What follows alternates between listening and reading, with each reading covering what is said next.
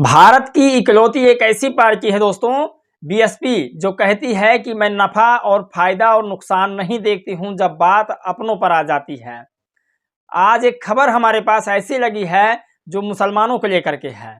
जिस तरह बहन मायावती ने मुसलमानों पर लगा सीएए का मुकदमा कहा कि हम इसको एक झटके में हटवा दूंगी। लोग कहते हैं बीजेपी से व तमाम पार्टियों से बहन जी डरती हैं, बोलने से कतराती हैं। लेकिन आप जब उनका स्टेटमेंट पढ़ेंगे, सुनेंगे, देखेंगे तो आपको ऐसे लगेगा कि बहन जी की तरह शेरनी कोई है ही नहीं। आज वो तमाम खबर है जिस पर बातचीत करेंगे।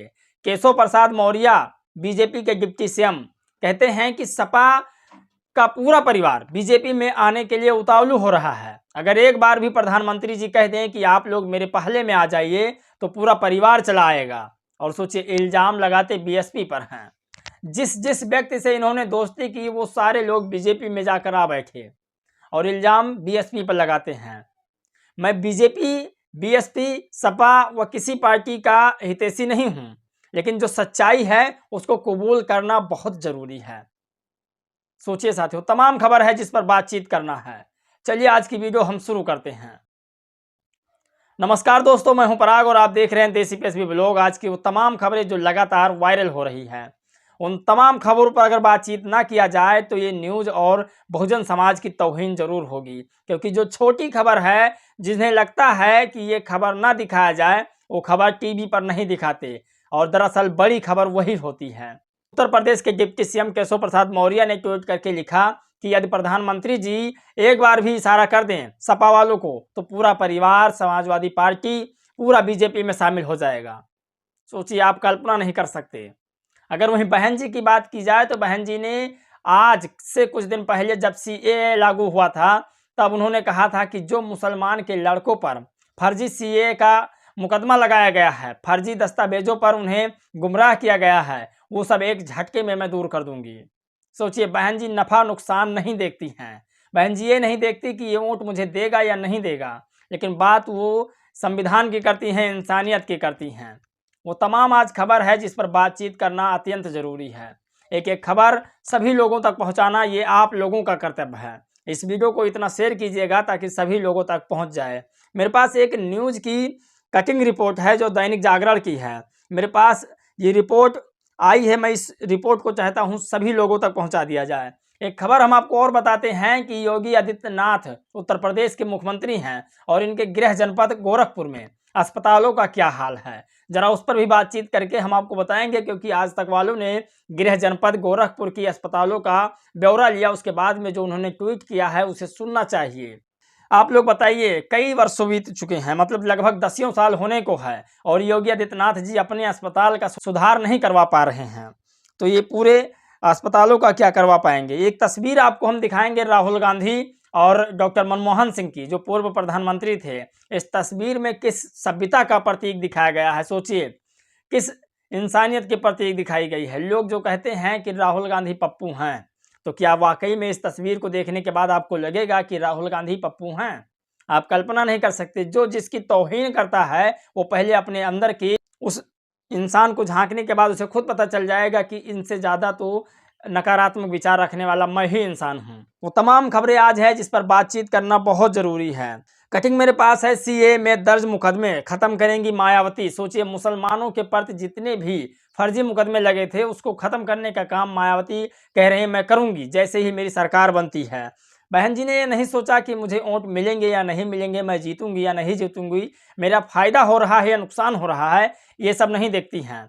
जब वो बात इंसानियत की आती है तो सर्वप्रथम बौद्ध धर्म कहता है आप इंसानियत की बात करें और उसी पर वो चलती हैं। सोचिए, पूरी खबर हम आपको बताते हैं कि दैनिक जागरण संवाददाता अमरोहा से बसपा सुप्रीमो मायावती ने मंडलीय जनसभा में मुस्लिम कार्ड खेला, मुस्लिम दलित गठजोड़ पर जोर देते हुए दूसरे दलों से सावधान रहने की नसीहत दी। कहा कि नागरिकता संशोधन कानून सीएए व अन्य गलत आरोप में दर्ज मुकदमे खत्म किए जाएंगे। बसपा कहने में नहीं करने में विश्वास करती है। सपा व भाजपा से सतर्क रहने की जरूरत है। उन्होंने जनता को जाति धर्म में बांटकर सरकार बनाई थी। सोचिए, बहन जी ने कहा कि वो जाति और धर्म में बांट करके सरकार बनाते हैं, आपस में लड़वाते हैं, इंसान इंसान में भेदभाव कराते हैं। हमें इनसे सावधान रहना होगा। बहन जी ये नहीं सोचती हैं कि किसी इंसान का नुकसान हो।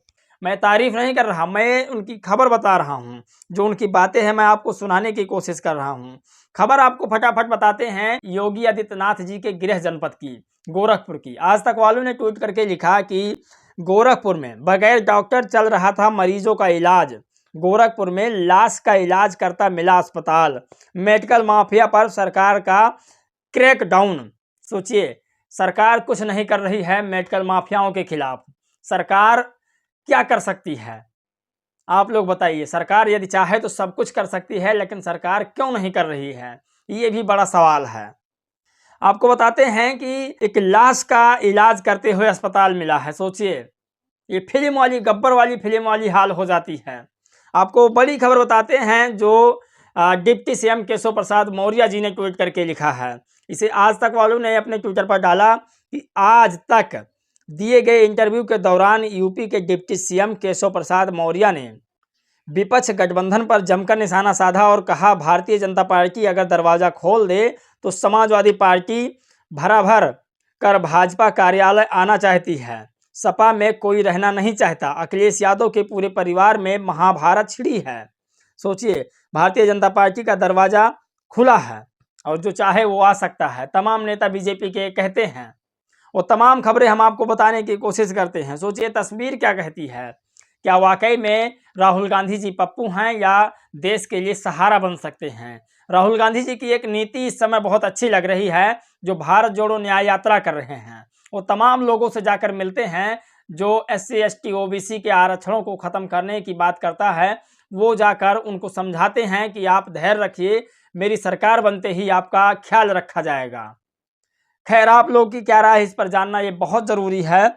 यदि हम बसपा की फिर से अगर बात करें तो क्या बहुजन समाज पार्टी ने अकेले चुनाव लड़ने का जो फैसला लिया था, क्या वो गलत किया या सही किया? भारतीय जनता पार्टी कई पार्टियों मिलकर के चुनाव लड़ रही है, गठबंधन कई पार्टियों मिलकर के चुनाव लड़ रहे हैं, लेकिन BSP पार्टी अकेले चुनाव लड़ने का फैसला लिया है। तो क्या मूर्खता है या फिर कुछ और चाल है बहन जी की? ये भी एक जांच का विषय है। आप लोग बताइएगा, क्योंकि आपकी जो जांच, आपकी जो रिपोर्ट आती है उससे मैं समझ जाता हूं कि क्या बहन जी आने वाले समय में प्रधानमंत्री बन सकती हैं या नहीं। ये बड़ी खबर है। वाकई में आपके ही प्रतिक्रिया से पता चल जाता है कि क्या होगा आने वाले चुनाव में। बाकी आप लोग की क्या राय है, क्या प्रतिक्रिया है, ये भी जानना बहुत ज़रूरी है। तो इस वीडियो में बस इतना ही। मिलेंगे एक और खबर, एक नए राजनीतिक मुद्दे के साथ। तब तक के लिए जय भीम, नमो बुद्धाय।